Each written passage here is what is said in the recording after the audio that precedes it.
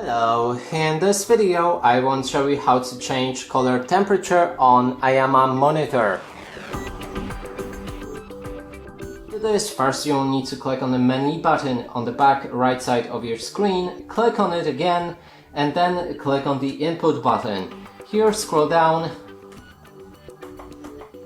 and look for the color settings. Inside we can click on menu to select it and switch between cool, normal or warm with the plus or a minus.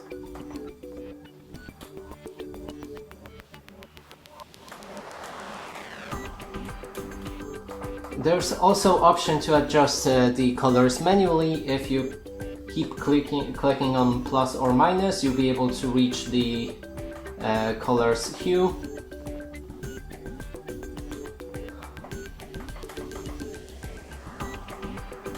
And here adjust it using those sliders.